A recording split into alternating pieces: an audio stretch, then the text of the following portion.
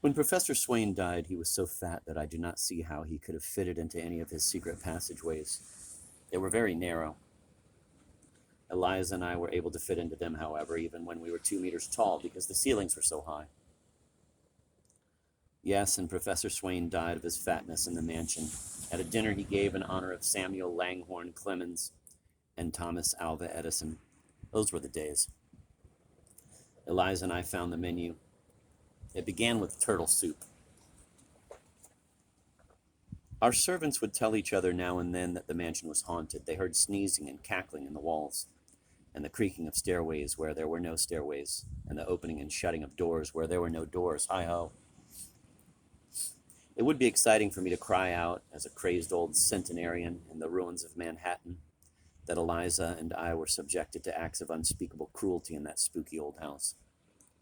But we may have in fact been the two happiest children that history has so far known. That ecstasy would not end until our 15th year. Think of that. Yes, and when I became a pediatrician practicing rural medicine in the mansion where I was raised, I often told myself about this childish patient or that one, remembering my own childhood. Quote, this person has just arrived on this planet, knows nothing about it, has no standards by which to judge it. This person does not care what it becomes. It is eager to become absolutely anything it is supposed to be. That surely describes the state of mind of Eliza and me when we were very young, and all the information we received about the planet we were on indicated that idiots were lovely things to be. So we cultivated idiocy. We refused to speak coherently in public. Buh and duh, we said. We drooled and rolled our eyes. We farted and laughed. We ate library paste. Hi-ho. Consider, we were at the center of the lives of those who cared for us. They could be heroically Christian in their own eyes only if Eliza and I remained helpless and vile. If we became openly wise and self-reliant, they would become our drab and inferior assistants. If we became capable of going out into the world, they might lose their apartments, their color televisions, their illusions of being sorts of doctors and nurses, and their high-paying jobs. So from the very first, and without quite knowing what they were doing, I am sure they begged us 1,000 times a day to go on being helpless and vile. There was only one small advancement they wished us to make up the ladder of human achievements. They hoped with all their hearts that we would become toilet trained. Again, we were glad to comply. But we could secretly read and write English by the time we were 4. We could read and write French, German, Italian, Latin, and ancient Greek by the time we were 7, and do calculus too. There were thousands of books in the mansion. By the time we were 10, we had read them all by candlelight, at nap time or after bedtime, in secret passageways, or often in the mausoleum of Elihu Roosevelt Swain. But we continued to drool and babble and so on whenever grown-ups were around. It was fun. We did not itch to display our intelligence in public. We did not think of intelligence as being useful or attractive in any way. We thought of it as being simply one more example of our freakishness, like our extra nipples and fingers and toes. And we may have been right at that, Hi-ho. And meanwhile, the strange young Dr. Stuart Rawlings Mott weighed us and measured us and peered into our orifices and took samples of our urine day after day after day. How is everybody today, he would say. We would tell him blah and duh and so on. We called him Flockabutt. And we ourselves did all we could to make each day exactly like the one before. Whenever Flockabutt congratulated us on our healthy appetites and regular bowel movements, for example, I would invariably stick my thumbs in my ears and waggle my fingers, and Eliza would hoist her skirt and snap the elastic at the waist of her pantyhose. Eliza and I believed then what I believe even now, that life can be painless, provided that there is sufficient peacefulness for a dozen or so rituals to be repeated simply, endlessly.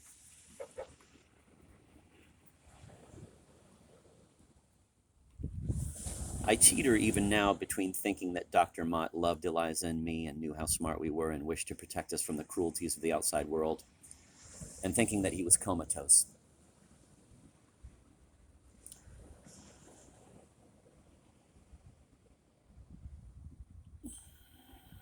Life, ideally, I think, should be like the minuet or the Virginia reel or the turkey trot, something easily mastered in a dancing school. After Mother died, I discovered that the linen chest at the foot of her bed was crammed with packets of Dr. Mott's bi-weekly reports on the health of Eliza and me.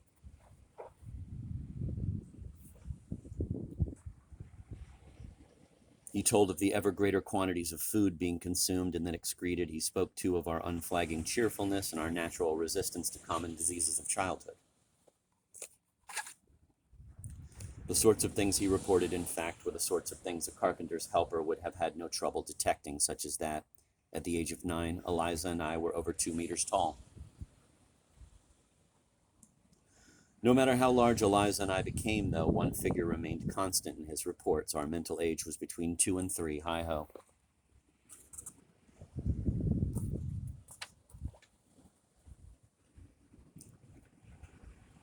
Flockabut, along with my sister, of course, is one of the few people I am really hungry to see in the afterlife.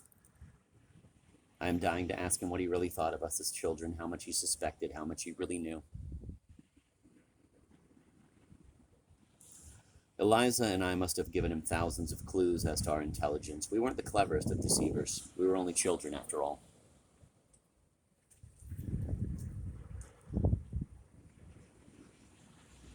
It seems probable to me that when we babbled in his presence, we used words from some foreign language which he could recognize.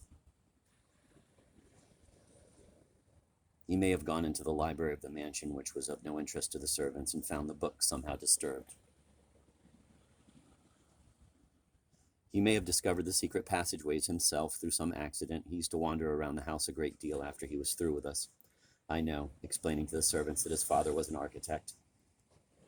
He may have actually gone into the secret passageways and found books we were reading in there, and seen that the floors were spattered with candle wax. Who knows?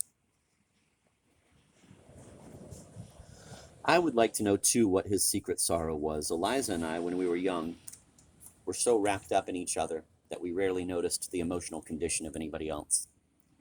But we were surely impressed by Dr. Mott's sadness, so it must have been profound. I once asked his grandson, the King of Michigan, Stuart Oriole II Mott, if he had any idea why Dr. Mott had found life to be such a crushing affair. Gravity hadn't yet turned mean, I said. The sky had not yet turned from blue to yellow, never to be blue again. The planet's natural resources had yet to come to an end. The country had not yet been depopulated by Albanian flu and the Green Death.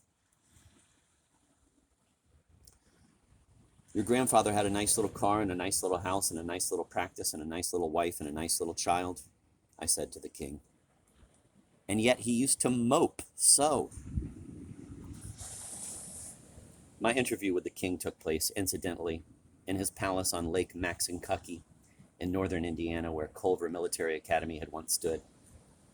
I was still nominally the president of the United States of America, but I had lost control of everything.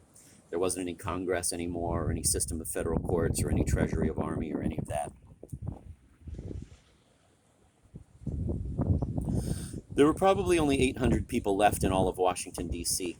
I was down to one employee when I paid my respects to the king. Hi-ho.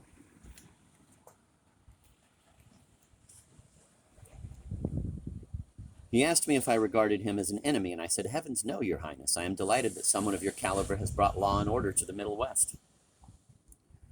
He grew impatient with me when I pressed him to tell me more about his grandfather, Dr. Mott. "Christ," he said, "what American knows anything about his grandparents?"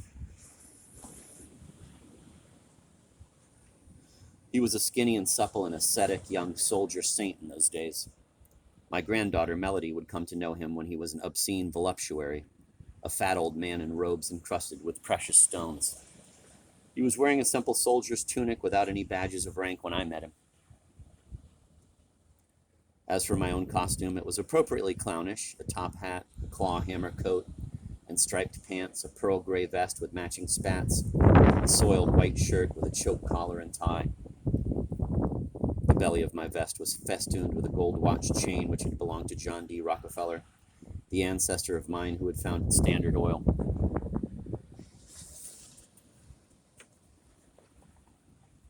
Dangling from the watch chain were my Phi Beta Kappa key from Harvard and a miniature plastic daffodil. My middle name had by then been legally changed from Rockefeller to Daffodil 11.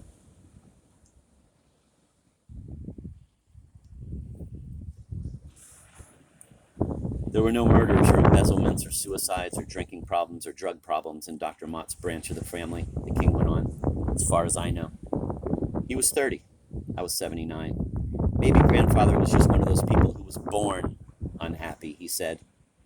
Did you ever think of that?